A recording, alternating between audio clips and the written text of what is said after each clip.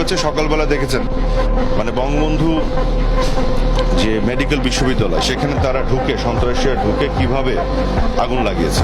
এখানে তো এরকম একটা প্রতিষ্ঠানে এখানে রোগীরাও আছে ভর্তি, সেটা কি দোষ করবে? আমি এখানে আজকে একটা প্রেডিকশন দিয়ে দিতে চাই যে আমাদের সরকার এসে বলবে আজকে, এই যে আপনি আগুনটা দেখতে পাচ্ছেন বঙ্গবন্ধু শেখ মুজিব মেডিকেল বিশ্ববিদ্যালয়ে, সে আগুনটা সাধারণ ছাত্র দিয়েছে। আমি প্রেডিকশনটা দিয়ে রাখতে চাই, তারা কিন্তু কথা বলবে। কিন্তু আজকে আপডেটটা আমি এখন আন্দোলনে থাকা অবস্থায় বলি, পরে বললে তো বলবে তারা বানায় বানায় বলতেছে। আমরা ছাত্ররা এখানে শান্তিপূর্ণ অবস্থান করছিলাম, ছাত্রলীগের কিছু ছেলে আমাদের 3-4 জন ছাত্রকে নিয়ে ওইখানে একটা বিল্ডিং এ নিয়ে আক্রমণ করছে, ধরপাকড় করছে, মারছে।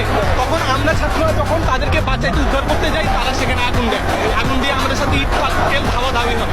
তারপরে আমরা আবার কোনো রকম ফিরে আসি, তারা এখনো আছে, তারা সেখানে আগুন দিয়েছে।